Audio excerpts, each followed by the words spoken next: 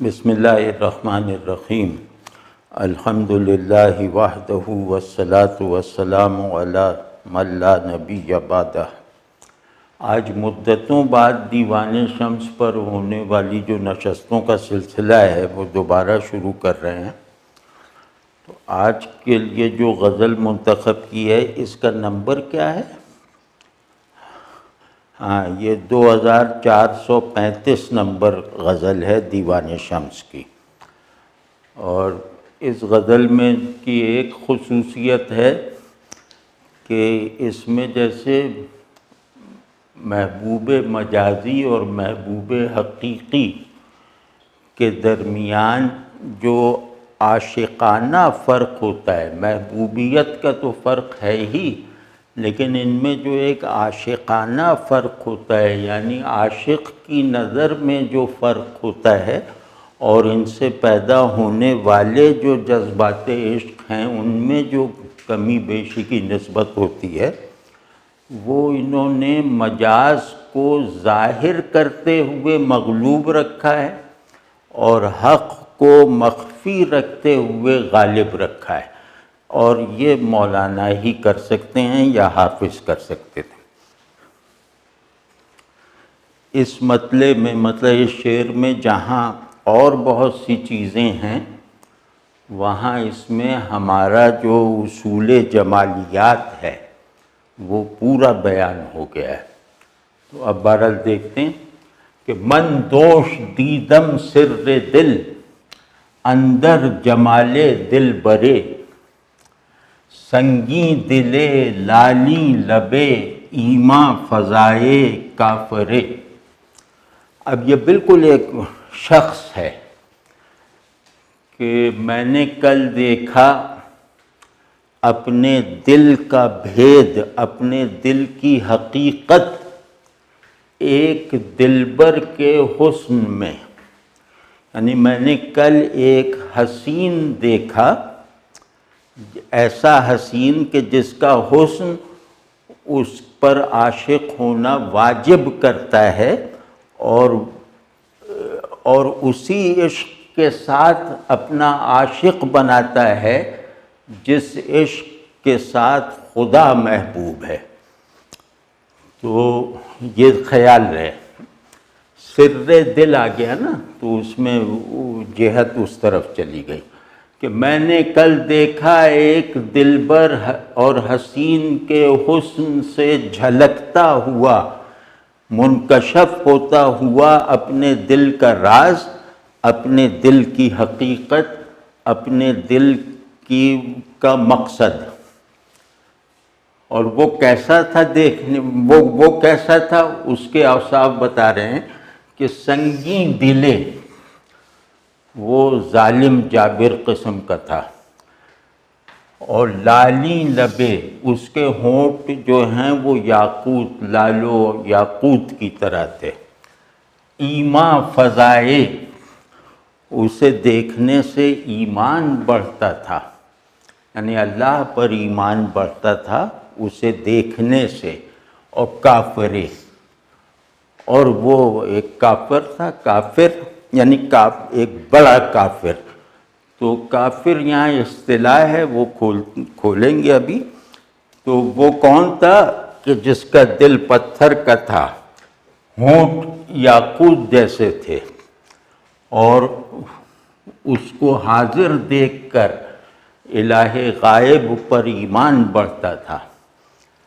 اور وہ کافر تھا، یعنی کافر ایسا تھا کہ اسے دیکھ کر جو کچھ آپ کے اندر حسن کے بارے میں، حقیقت کے بارے میں جو صورتیں آپ کے اندر بن چکی ہیں، جو تصورات آپ کے ذہن پر مسلط ہیں، اور جو احوال آپ کے قلب کا نظام چلا رہے ہیں، وہ سب بے معنی ہو جاتے تھے، ان سب کی نفی ہو جاتی تھی۔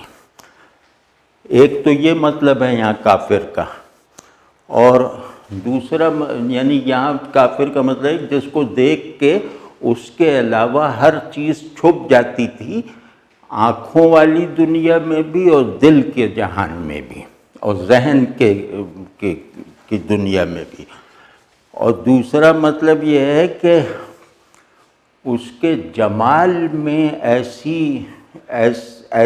ایسی تکمیلی کیفیت تھی، اس کے جمال میں ایسا غلبہ تھا کہ وہ مطلب آپ کو اس کے سوا ہر چیز کے انکار پر مجبور کر دیتا تھا۔ یعنی کافرے کا مطلب یہ ہے کافر بنانے والا، یہ بھی مطلب لیا جا سکتا ہے۔ اور تیسرا یہ کہ ہماری روایت میں محبوب کو صنم اور کافر کہنے کی پوری ایک روایت ہے۔ یعنی محبوب کے جو بہت زیادہ مروج القابات ہیں ان میں ایک لقب کافر بھی ہے، اور کافر یعنی شعر میں اپنے شعر جو ہماری شعریات میں کافر ایک اصطلاح ہے جو مومن کا اپوزٹ نہیں ہے، بلکہ یہ کہ اس میں اگر ہم کافر اگر ایک بالکل دوسرے زاویے سے کہیں، مطلب یہ کہ عارفانہ اینگل سے نہ کہیں، تو کافر کا مطلب یہ ہوگا کہ یہ ایسا ہے کہ یہ اپنے علاوہ ہر ایک کا انکار کرتا ہے اور ہر ایک کے انکار پر مجبور کرتا ہے۔ تو اس میں ایک ایسی شان یکتائی ہے جو وحدت کو کسی اور مظہر یا کسی اور ماخذ میں نہیں دیکھ سکتی، کسی اور ذات میں۔ تو ان معنوں میں کافر ہیں۔ دوسرا یہ ہے کہ اس کی صورت ایسی ہے کہ یہ تصور حقیقت اور مشاہدے میں آنے والی تمام صورتوں کی نفی کر دیتی ہے۔ یعنی اس کا حسن ایسا ہے کہ وہ صرف بدصورتی کو نہیں مٹاتا، بلکہ وہ خوبصورتی کے جو مظاہر اور تصورات ہیں ان کا بھی انکار کرتا ہے، یعنی انہیں بھی ڈھانپ لیتا ہے۔ تو اور تیسرے یہ کہ کافر میں ایک وہ ہے کہ جو کسی بھی نظام کا عشق اور حسن کے تعلق کی کسی بھی روایت کا پابند نہ ہو۔ اور اگلا مطلب یہ کہ جس پر عاشق بنے بغیر رہا نہ جا سکے، لیکن اسے خود کسی عاشق کی پرواہ نہ ہو۔ تو ایسا محبوب جو عشق کو لازم کر دیتا ہے اپنے دیکھنے والے پر، لیکن اس کے عاشق بن جانے کی اسے کوئی حاجت نہیں ہے، اسے عاشقوں کی کوئی ضرورت نہیں ہے۔ تو جو جمالیاتی بے نیازی رکھنے والا محبوب، اس کو کافر بھی کہتے ہیں۔ تو اب پہلے اس کی سچویشن بنا لیتے ہیں کہ ایک ایسا شخص جو عشق الہی کی صلاحیت بھی رکھتا ہے اور اس کا تجربہ بھی رکھتا ہے، اور اس کے جذبات، اس کے اندر کشش کے تمام جو اجزاء ہیں وہ عشق الہی کی بدولت پیدا ہوئے ہیں، اور عشق الہی ہی کی تکمیل کے لیے ایک دوسرے سے مربوط ہو کر متحرک ہیں۔ یہ آدمی، یہ عاشق حقیقی، یہ کھڑا ہوا ہے اور اس نے ایک شخصیت کو آتے دیکھا جو اسی کی طرح کی ایک شخصیت ہے۔ تو اس کا چہرہ دیکھ کر اس کے اندر موجود پورا عشق کا نظام جیسے پہلے کے مقابلے میں زیادہ تیزی سے چلنے لگا۔ یعنی اس کے عشق الہی کی استعداد میں اضافہ ہو گیا، اور عشق الہی کی کیفیات میں بھی جو کسر اور کمی رہ گئی تھی وہ بھی پوری ہو گئی صرف اس کو دیکھنے سے۔ اور یہ ایسا جمیل تھا، ایسا صاحب جمال تھا کہ جس کے جمال نے جمال حقیقی کے غیاب میں ہونے کی کسر نکال دی.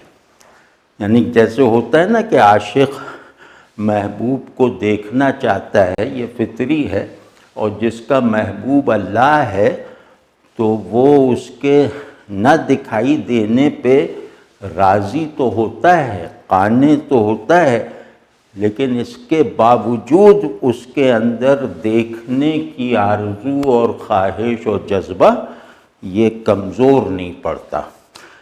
یعنی وہ اللہ کے غیاب کو ایمان کے درجے پہ مانتا ہے اور اس پر راضی ہے، اس پہ شاکی نہیں ہے.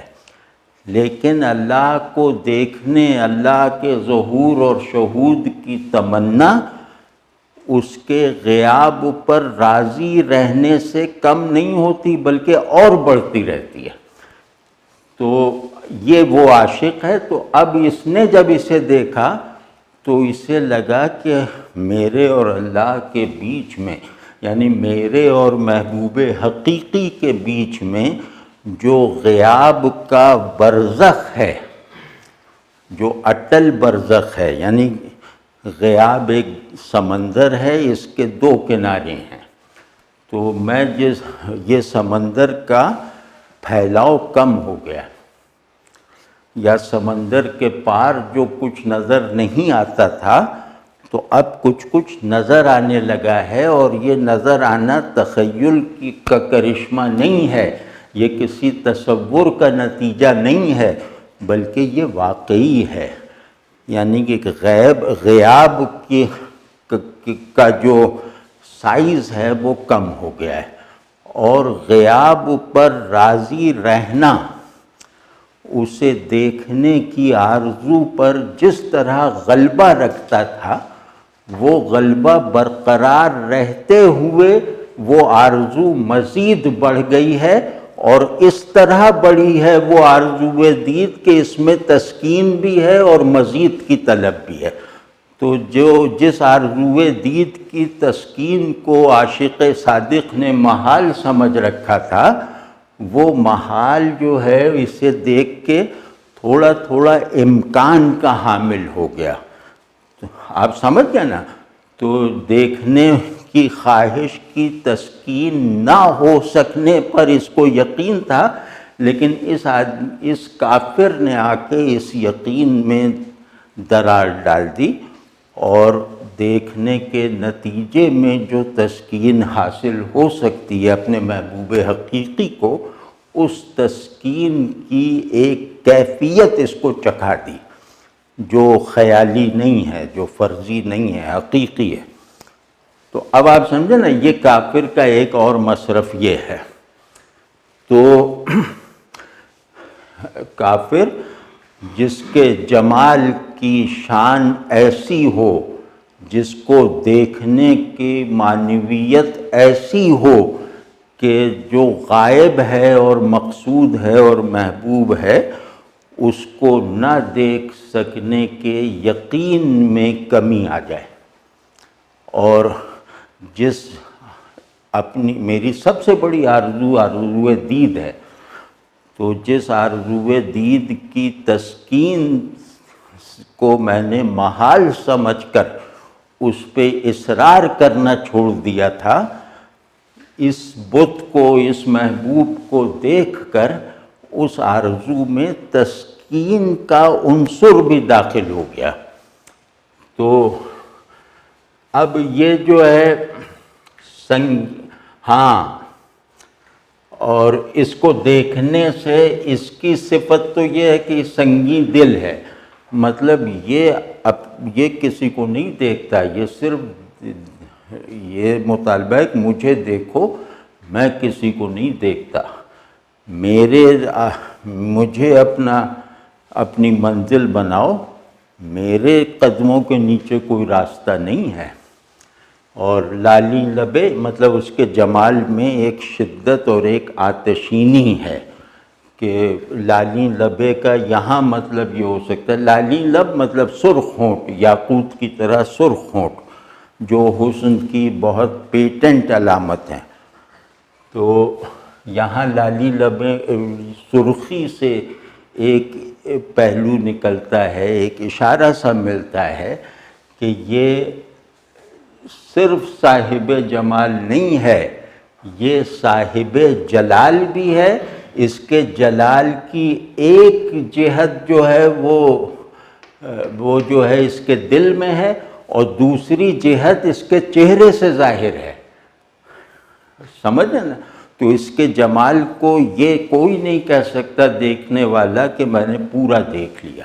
تو اسے پورا نہ دیکھ سکنے کے نتیجے میں محبوب حقیقی سے غیب میں رہنا ایک جیسے ایسی تسکین حاصل کر لیتا ہے کہ گویا اسے دیکھ لیا، اسے غیب میں مانتے ہوئے اسے دیکھ لیا۔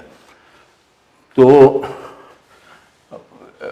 اور اسے دیکھنے سے ایمان بڑھتا ہے، یعنی وہ ایسا ہے کہ اب یہ سب چیزیں، یہ سنگین دل ہونا اس سے دور کرنے والی بات ہے نا، لالی لب ہونا اس کے قریب آنے کی دعوت ہے۔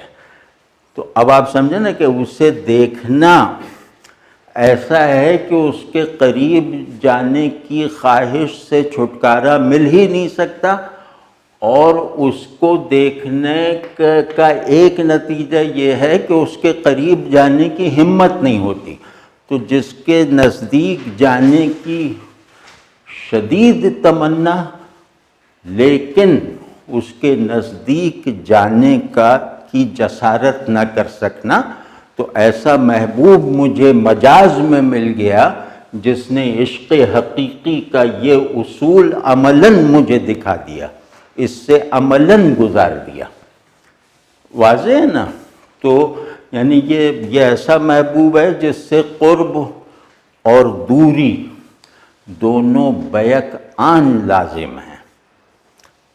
تو اور یہ ایمان فضائے، یعنی ایمان افزا ہے، ایمان کو بڑھانے والا، ایمان کو نمو دینے والا، ایمان میں اضافہ کرنے والا۔ تو اب ایمان میں اضافہ کیا ہے؟ ظاہر ہے کہ ایمان کا رخ اس کی طرف تھوڑی ہے، اسے دیکھنا اس پر ایمان لانے کی دعوت نہیں دے رہا۔ اب یہ ایمان کے لفظ نے بتا دیا کہ اسے دیکھنا گویا اللہ کو نہ دیکھ سکنے کے ماحول میں ایک ارتعاش پیدا کر دیتا ہے، اس کے غیاب کا انکار کیے بغیر اسے گویا دکھا دیتا ہے۔ تو ایمان یعنی ایمان باللہ، یہ اب خیر جتنا کہہ سکتا ہوں کہتا ہوں کہ ایمان باللہ کا مطلب ہی یہ ہے کہ یا اللہ میں تجھے دیکھنا چاہتا ہوں، یعنی میرے پورے نظام تمنا میں کی باغ ڈور جس تمنا کے ہاتھ میں ہے، میری تمام خواہشات جس خواہش سے پیدا ہوتی ہیں اور جس خواہش پر خود کو تمام کرتی ہیں، وہ خواہش تجھے دیکھنے کی خواہش ہے۔ لیکن یہ کہ یہ خواہش ایسی نہیں ہے کہ تجھ سے یہ عرض کیا جائے کہ اپنی شان گھٹا کر ہمیں نظر آ جائیے۔ ظاہر ہے وہ اپنی شان گھٹائے گا، یعنی اپنا الباطن ہونا، اپنا مخفی مطلق ہونا، اپنا غیاب گھٹائے گا تو مجھ پہ ظاہر ہوگا نا۔ تو یا اللہ مجھے یہ گوارا نہیں ہے کہ آپ میری خواہش پوری کرنے کے لیے اپنا مرتبہ کم کریں۔ تو یہ ایمان ہے، ایمان بالغیب اس چیز کا نام ہے، ورنہ یہ کہ ایمان یقین نہیں بن سکتا۔ اگر ایمان ایک پیشن نہیں پیدا کرتا، ایمان اگر اللہ سے تعلق کی دو فطری جو صورتیں ہیں ان کو میرے اندر پیدا نہیں کرتا تو وہ ایمان نہیں ہے۔ اور قلبی تصدیق کا مطلب ہی یہ ہے کہ تعلق باللہ کے آداب، لازمی آداب اور لازمی خصوصیات اپناؤ. یعنی جو تعلق کی خصوصیات ہیں وہ اللہ سے متعلق ہو کر وہ آداب نبھا کے دکھاؤ، یعنی اس سے ڈر کے اور اس پہ مر کے دکھاؤ، محبت اور خشیت. تو اللہ سے تعلق کے جتنے قلبی اور احوالی آداب ہیں جو ایمان میں سمائے ہوئے ہیں، جو ایمان کے جوہر کی حیثیت رکھتے ہیں، یہ محبوب جو ہے اس جوہر کو بیدار کر دیتا ہے.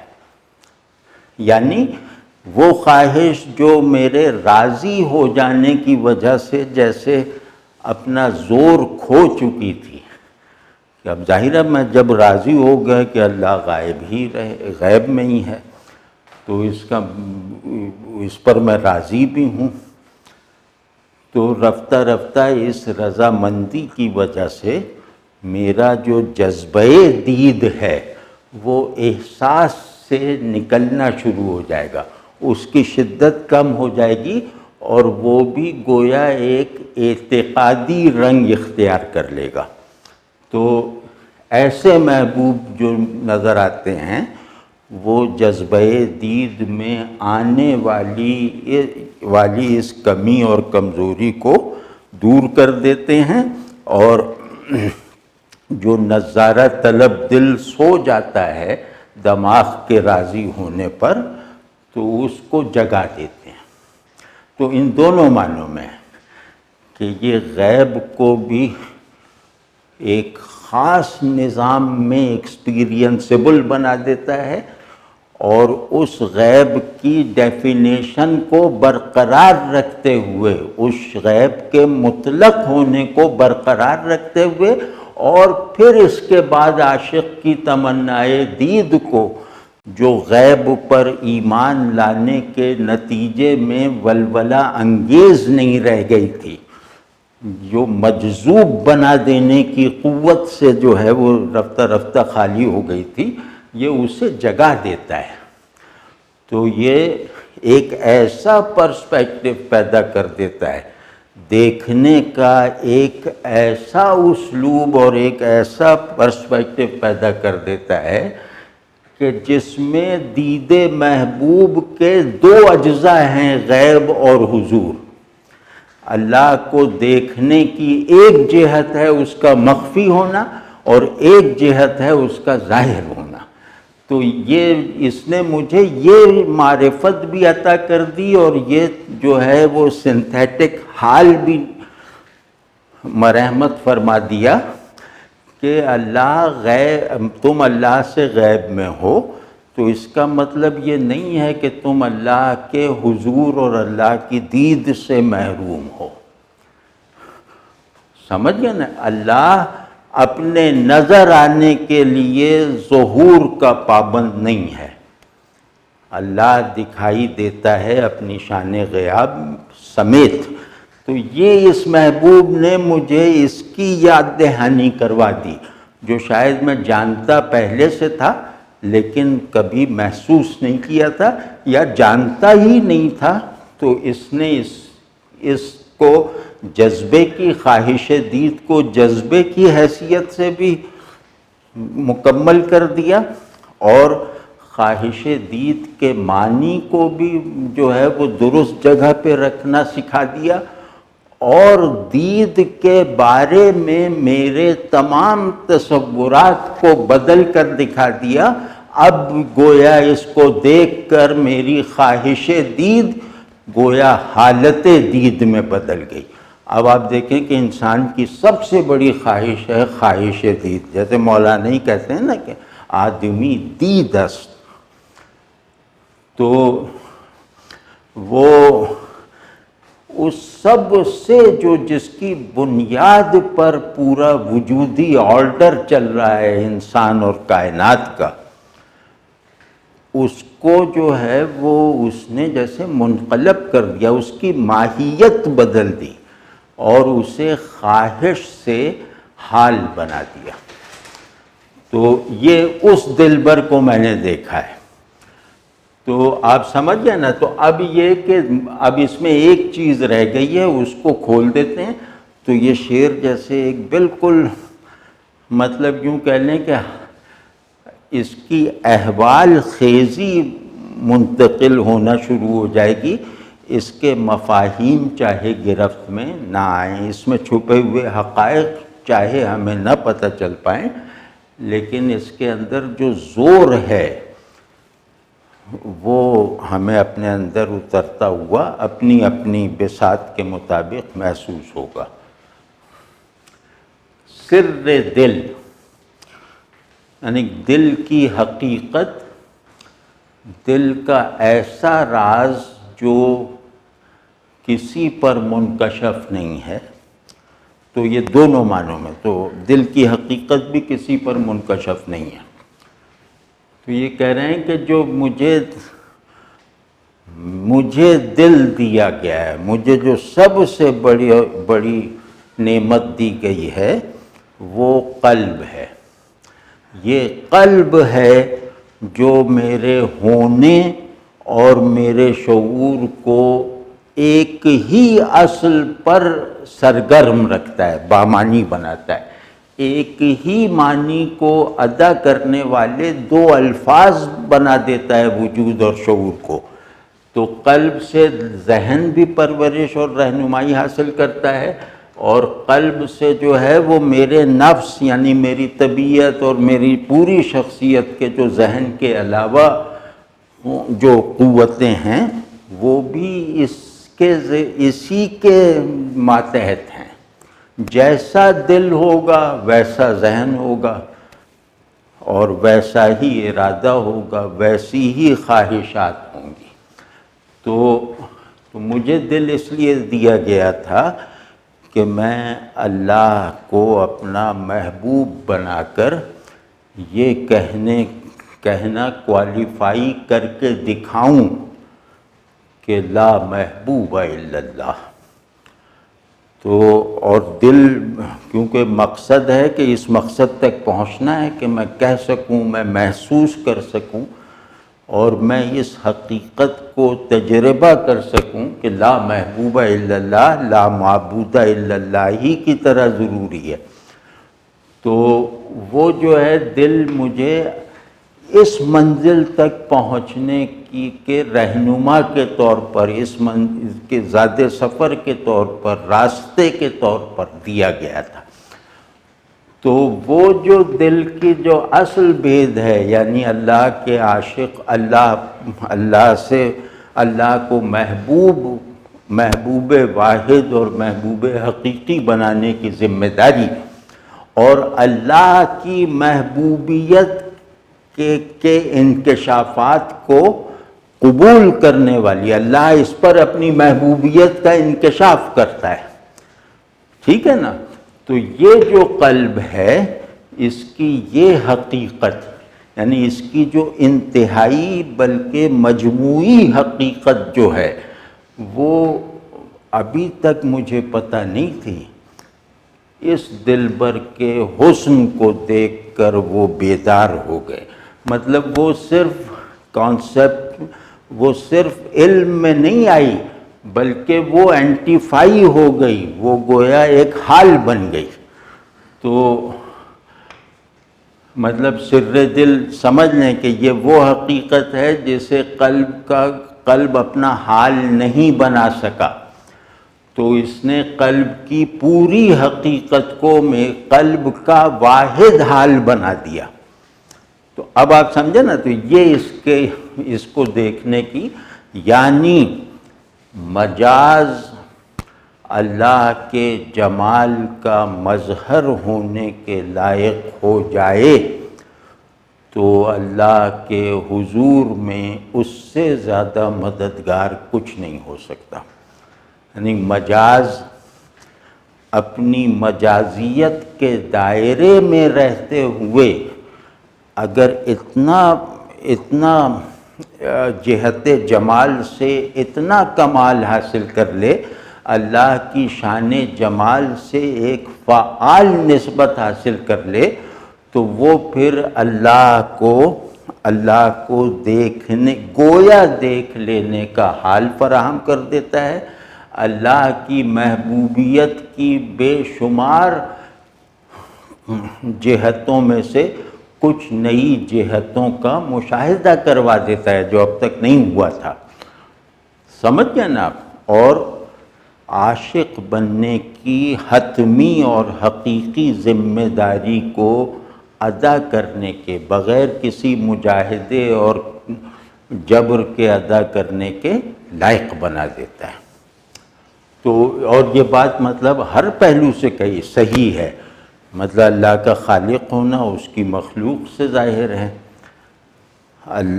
اللہ کا قادر ہونا ہمارے نفس سے اور سب مشاہدات سے ثابت ہے۔ تو اسی طرح اللہ کا علیم ہونا ہمارے اندر ہمارے شعور کا وجود اس پر شاہد ہے۔ تو اللہ کا معبود ہونا وہ کائنات کی ہر شے سے مطلب منکشف ہو سکتا ہے۔ تو اسی طرح اللہ کا جمیل ہونا، اللہ کا محبوب ہونا، وہ بھی تو اپنی نشانیاں رکھتا ہے نا۔ تو مجازی محبوب اگر عاشق حقیقی کے مشاہدے میں آ جائے تو وہ جمال حق کا مظہر ہے، مطلب جمال حق کا مظہر یہ اسے بنا لیتا ہے۔ تو اور اس میں جو خوبی دیکھی آپ نے کہ ایک دم ایمان فضا بھی کہا کہ ایمان بڑھاتا ہے اور کافر بھی کہا، تو اس کا مطلب یہ ہے کہ ہمارا جو تصور ایمان ہے یہ اس سے زیادہ مکمل ایمان کے دائرے میں مجھے پہنچا دیتا ہے، یعنی میرے تصور ایمان، میری حالت ایمانی سب کو تکمیل کے راستے پہ ڈال دیتا ہے۔ تو جب ایمان تکمیل پا جائے اور ایک تجربی انداز سے تکمیل پا جائے، اس کا کمال پہ پہنچنا گویا حال بن جائے، یعنی پہنچ گئے، تو وہ جو ہے وہ پھر اس میں وہ کفر کا اپوزٹ نہیں رہ جاتا، پھر کفر اس ایمان میں جو ہے وہ رسوخ پیدا کرنے کا ایک ایجنٹ بن جاتا ہے، یعنی پھر وہ ایسا انکار بن جاتا ہے جو خدا کے اس بات کے لیے ضروری ہے، وہ لا الہ کی قبیل سے بن جاتا ہے۔ ٹھیک ہے نا؟ لا الہ بھی اصطلاح میں کفر ہے، لا الہ اب الا اللہ کا جو ہے، تو الا اللہ کے یہاں الا استثناء نہیں ہے، یہاں الا جو ہے وہ غیر کی نفی کے لیے ہے، یعنی اس میں جز جو ہے الہ ہیں، لا الہ وہ ایک کل سے منحرف ہو جانے والا جز ہے، کل الا اللہ ہے۔ ٹھیک ہے نا؟ تو وہ یہ سب چیزیں جو ہیں اگر مجاز کو اللہ کے جمال سے نسبت دے کر ان کے اندر اس جمال کا مظہر بننے کی صلاحیت کو ابھارا جائے یا اس کو دیکھنے کی قابلیت پیدا ہو جائے تو پھر ایسا شعر بنتا ہے۔